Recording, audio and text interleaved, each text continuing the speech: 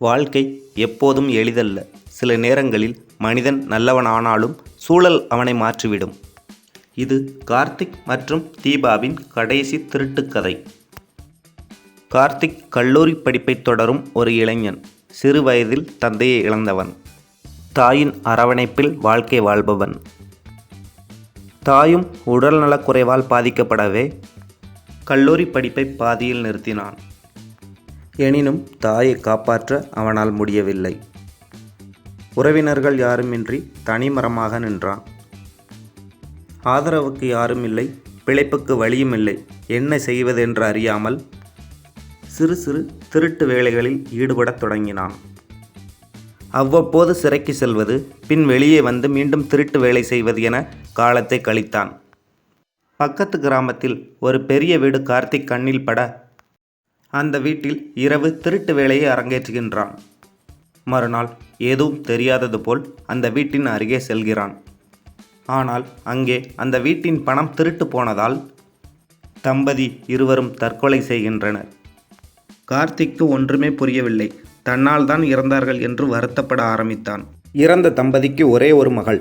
அவளும் அனாதையாக நிற்க உறவினர்கள் யாரும் ஆதரவு கொடுக்க முன்வரவில்லை.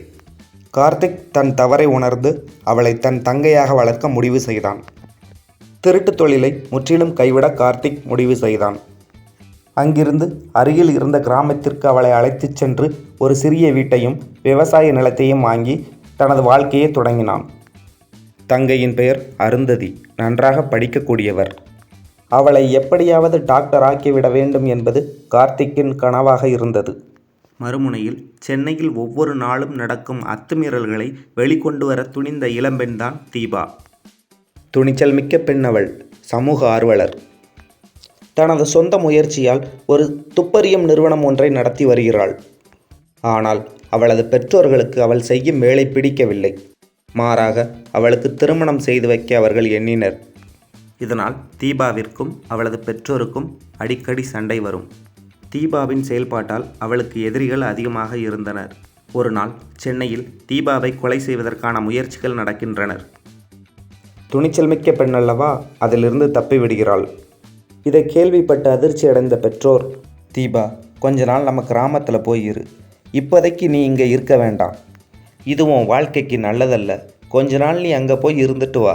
அதுக்கப்புறம் நீ என்ன செய்யணும்னு நினைக்கிறியோ அதை செய் என பெற்றோர்கள் தீபாவிடம் கூற, முதலில் தீபா மறுப்பு தெரிவிக்க பின் சம்மதிக்கிறாள்.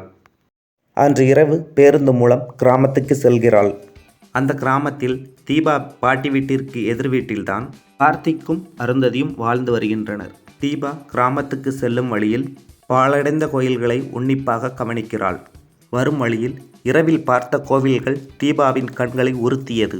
எதிர் வீட்டில் கார்த்திக்கும் அருந்ததியும் பேசிக்கொண்டிருப்பதை தீபா கவனிக்கிறாள். முதல் பார்வையிலேயே கார்த்திக்கை தீபாவிற்கு பிடித்து போகிறது. கார்த்திக்கிடம் மெதுவாக பேச்சு கொடுக்க நல்ல நட்பின் தொடக்கமாக அமைந்தது. ஒரு நாள் பாழடைந்த கோவில்களை சுற்றி பார்க்க செல்கிறாள். ஆனால் அங்கே கண்ட காட்சி அவளை அதிர்ச்சியடைய வைத்தது. எந்த கோவில்களிலும் சிலைகள் இல்லை. சிலைகள் எங்கே என அவள் ஆழ்மனதில் ஓடிக்கொண்டிருந்த கேள்வி அது. அருகில் இருக்கும் முதியவரிடம் சென்று, இந்த கோவில்கள் ஏன் இப்படி இருக்கின்றது? இந்த கோவிலில் இருக்கும் சிலைகள் எங்கே என கேட்டாள். அதற்கு முதியவர், சிலைகள் எல்லாம் 10-15 வருஷத்துக்கு முன்னாடியே காணாமல் போயிடுச்சுமா. பாலடைஞ்ச கோயில் என்பதால் யாருமே போலீஸில் கம்ப்ளைண்ட் பண்ணலாமா என்றார். இதை கேட்டதும் தீபா பெரும் அதிர்ச்சி அடைந்தாள். அன்று இரவு தூங்கச் சென்ற தீபா சிலைகள் எல்லாம் எங்கே போனது என யோசித்து கொண்டே இருந்தாள். அப்போதான் கார்த்திக்கோட பழைய திருட்டு வேலைகள் எல்லாம் தீபா காதுகளில் விழுது.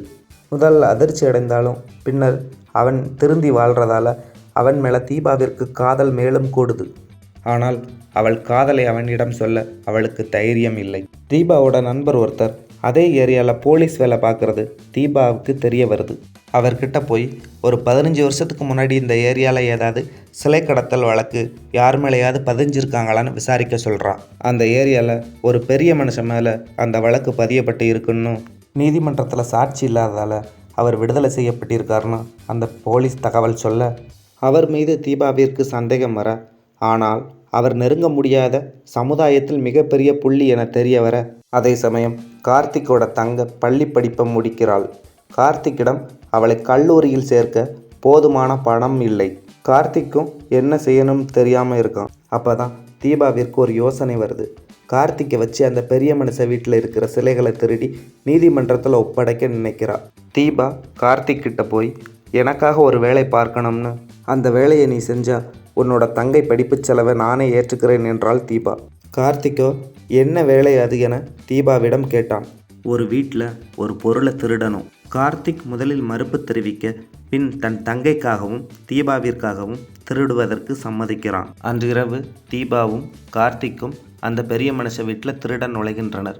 அதே சமயம் தீபா அங்கு இருக்கின்ற அடியாட்கள் கண்களில் படுகிறாள். கார்த்திக் எவ்வித பதட்டமும் இன்றி அவர்களுடன் சண்டையிட்டு தீபாவை காப்பாற்றுகின்றான். பின்னர் உள்ளே நுழைந்த இருவரும் பூஜை அறையின் கதவை உடைத்து உள்ளே இருக்கும் சிலைகளை பார்க்கின்றனர். இருவருமே அதிர்ச்சி அடைந்தனர். உடனடியாக காவல்துறையை வரவழைத்து சிலைகளை ஒப்படைத்தனர். தீபாவின் இந்த துணிச்சலும் கார்த்திக்கின் இந்த கடைசி திருட்டாலும் மூவரின் வாழ்க்கையும் மகிழ்ச்சி அடைந்தது. கார்த்திக்கும் தீபாவும் கண்களால் ஒருவரை பார்த்து பேசிக்கொண்டனர். இருவருக்கும் காதல் மலர்ந்தது. இது போன்ற கதைகளை தொடர்ந்து கேட்க விரும்பினால் நம்ம சேனலை சப்ஸ்கிரைப் பண்ணிடுங்க. மறக்காமல் பெல் பட்டனையும் கிளிக் பண்ணிடுங்க.